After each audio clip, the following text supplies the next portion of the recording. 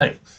ඔයාලා හැමෝම ආයිබෝන් කියලා පිළිගන්නවා අපේ අලුත් වීඩියෝ එකත් එක්ක. මේකෙදි අපි කතා කරන්නේ තියරි පාර්ට් එකක් පැට්‍රිකල්ස් එක්ක. ඒ කියන්නේ අපි මුල්ම අනිත් වීඩියෝස් වල කතා කරා කොහොමද Java වල සිම්පල් ප්‍රෝග්‍රෑම් එක රන් වෙන්නේ කොහොමද hello world ප්‍රෝග්‍රෑම් එක ටයිප් කරලා ඒක අවුට්පුට් එක ගත්තා. ඊට පස්සේ ඊට කලින් වීඩියෝස් වල JDK ඉන්ස්ටෝල් කරලා IDE එකක් අපි දැන් ඔයාලගේ PC එකට ලැප්ටොප් එකට ඩවුන්ලෝඩ් කරලා තියෙන්නේ. අපි දැන් Java වල මේකේ තියරි ප්‍රෝග්‍රෑම් තියරි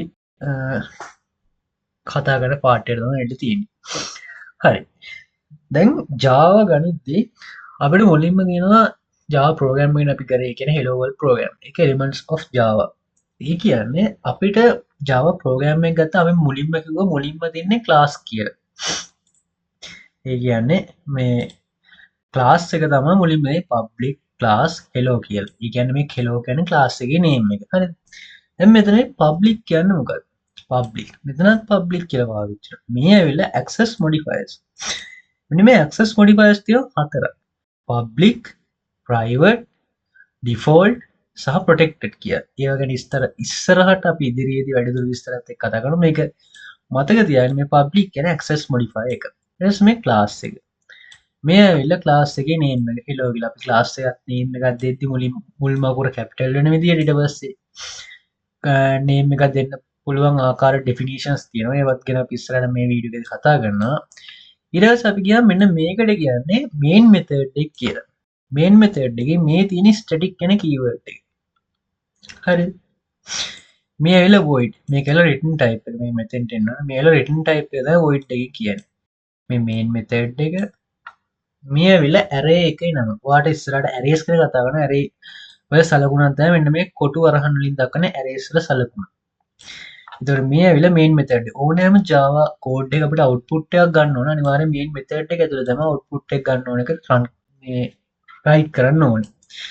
එතකොට අපිට දැන් මෙතන ගන්න ඕනේ hello world කියන output එකකින් හින්දා Java වල output එකක් ගන්න පේලියට අපි type කරන්නේ system.out.print hello world. නැත්නම් මෙතන අපිට print ln කියලා දෙන්න පුළුවන්. print ln කියන කැලල පාවිච්චි කරනවා. ln කියන්නේ අපි line එකක් කඩනවා. මෙතන line එකක් කැඩීමක් වෙන්නේ නැහැ. කෙලින්ම hello world කියන එක type වෙනවා. තව අපි යටින් මොකක් හරි තියලා තිබ්බොත් hello world ශ්‍රී ලංකා වගේ එකක් මෙතන output එක කෙලින්ම වැටෙන්නේ hello world ශ්‍රී ලංකා කියලා එක පේලියට. මෙතන print ln එකත් එක්ක දීලා තිබ්බොත් hello world කියන එක උඩින් වැටෙනවා. ඊට යටින් ශ්‍රී ලංකා කියන එක ගන්නවා. ඔන්න ඔක තමයි සිම්පල්ම Java program එකේ elements ගැන කතා කරන්න තියෙන්නේ. හරි. අපි දැන් යන් ඊළඟ slide එකට. access modifiers. අන්න. අපි ඉස්සෙල්ලා කතා කරන මේ අර public කියන එක මේක ඇවිල්ලා access modifier එකක් කියලා. මේ තියෙන access modifiers. access modifiers හතරක් තියෙනවා කියලාත් කිව්වා. ඒ හතර තමයි public, private, default, protected කියලා. මෙන්න මේ access modifiers හතර තමයි පාවිච්චි වෙන කිසියම් දෙයක් අපි කියන්නේ මුලින්ම කතා කරන 4 pillars කියන අන්න ඒවා encapsulations, inheritance ඒවදී access modifiers බොහෝ විශේෂයෙන් පාවිච්චි වෙනවා. public කියන access modifier එක ඇවිල්ලා the access level of a public modification can be from anywhere of the program. ඒ කියන්නේ මේ public කියන access modifier එක පාවිච්චි කරලා තියෙනවා නම් කොතන හරි තැනක ඒ program එක ඕන තැනක run කරන්න පුළුවන්. ඒ කියන්නේ එකම class එක ඇතුළේ පුළුවන්, එකම package එක ඇතුළේ පුළුවන්. private කියන එක දීලා තියෙනවා ඒක run කරන්න පුළුවන් එකම class එක ඇතුළේ විතරයි. default කියන එක එකම package එක ඇතුළේ විතරයි. තේරුණාද? මේක එකම class එක ඇතුළේ විතරයි වෙන package එකක බෑ. මේක එකම package එක ඇතුළේ විතරයි class එක ඇතුළේ පුළුවන්. protected කියලා එකක් තියෙනවා only accessible by the class of the same package and the subclass present by any package. ඒක protected කියන එක same package එකේ run කරන්න පුළුවන් subclasses වල තමයි protected කියන එක run කරන්න පුළුවන්. මේ access modifiers අතර ගැන අවබෝධයක් සාමාන්‍ය විදිහට තියාගන්න එක වටිනවා. හරි. static keyword එක අපි අද දැන් කතා කරා. මේ තියෙන void කියන එක මේක type එක මේ ඇවිල්ලා අපේ output කරන code එක.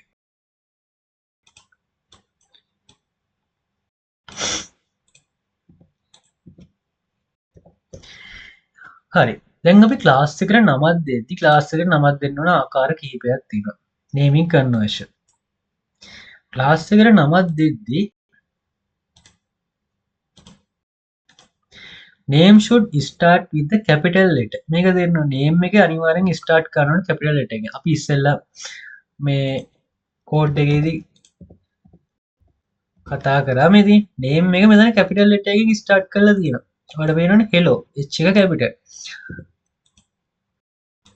අන්න ඒ වගේ තමයි ක්ලාස් එකක් ඩිෆයින් කරද්දි ඒ ක්ලාස් එකේ name එක මුලින්ම start කරන capital letter can contain letters digits underscore dollar sign ඒ වගේ ඒවා contain ගන්න පුළුවන් should not start with digit should not contain any white space ඒවා තියෙන්න බෑ කියලා කියන්නේ ක්ලාස් එක name එක කියලා case sensitive මෙන්න මේක ඔයා අනිවාර්යෙන් මතක තියාගන්න ඕනේ ක්ලාස් එක name එක මොකක්ද කියලා ඇහුවොත් ඒක case sensitive name එකක් කියන එක ක්ලාස් එක name එක කියලා case sensitive මේ තමයි ක්ලාස් එකට උදාහරණ දැන් my class කියලා ක්ලාස් එකක් හදනවා නම් මේ පේනවනේ M එක capital C එක capital employees details කියලා ක්ලාස් එක හදනවා නම් E එක capital D එක capital spaces නැහැ space නැහැ ඊට පස්සේ මේ වගේ සයින්ස් පාවිච්චි කරන්න පුළුවන් කියලා අපි මෙතන කිව්ව can contain letters digits ඒවා පාවිච්චි කරන්න පුළුවන් ඊට පස්සේ මේ අන්න ඒවා තමයි ක්ලාස් එක naming conversions වලට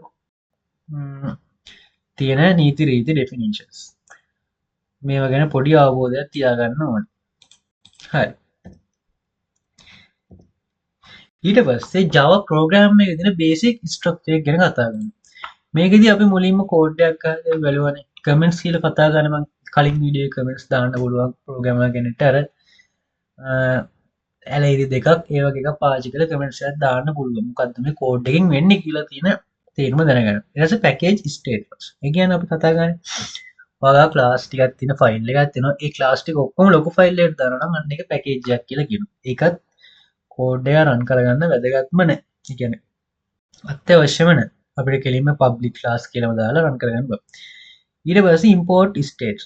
මේවා පාවිච්චි කරන අපි මොකක් කර scanner කියලා ගන්නවනේ. එතකොට අපි import.java.util.scanner කියලා පාවිච්චි කරනවා. මේක අපි මොකක් කර දෙයක් import කරගන්න ඕන මේක අපි ඉස්සර කතා කරන import statement එක. ඊට පස්සේ interface statement එක.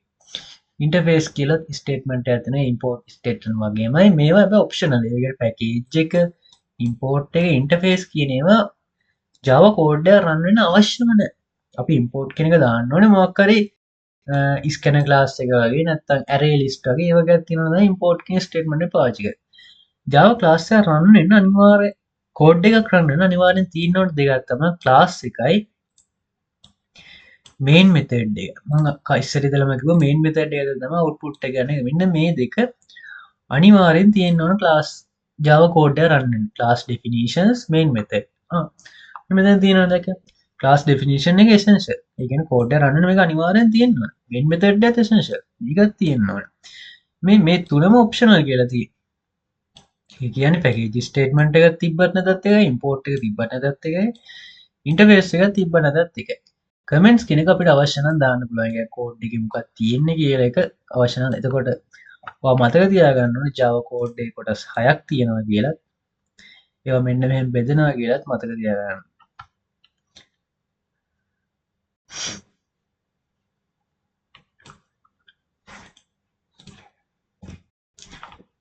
හරි. build package in Java. දැන් Java වල build package තියෙනවා. util කියලා එකක් තියෙනවා. aw lang මේ system class එක. මේවා ගැන සුළු අවබෝධයක් තියාගන්න. ඊට පස්සේ අපි කතා කරනවා escape sequences in Java. මොනවද මේ escape sequences කියන්නේ? escape sequences එක පාවිච්චි වෙන මෙන්න මේ ඇල ඉරත් එක්ක. ඔයාලට keyboard එකේ ඇති මෙහෙම ඉරක්. මෙහෙම ඇල ඉර. ඒකත් එක්ක අපි එක එක ඒවා t පාවිච්චි කරනකොට tab space එක මේකත් එක්කෙන් පාවිච්චි කරන new line එක අන්න ඒ වගේ ඒවා තියෙනවා. හරි. දැන් ඉස්සරහට ගිහින් බලමු මොනවද මේකට තියෙන අලුත් විස්තර. හරි. escape sequences. එතකොට escape sequences කියලා මෙතන තියෙනවා. මෙතන මේ ඇල ඉරත් එක්ක t. එහෙම එකක් ගහලා තියෙනවා නම් tab space එක. B අකුරත් එක දෙනවා නම් back space එක. N අකුරත් එක දෙනවා නම් new line එක. R අකුරත් එක තියෙනවා නම් carriage written එක තමයි. මේවා R අකුර කියන ඒවා ලොකුවට භාවිත වෙන්නේ නැහැ. හැබැයි අපි ඒවත් ප්‍රැක්ටිකල් විදිහට කරවම R එක දෙනවා අනිවාර්යයෙන්ම මෙතන carriage written.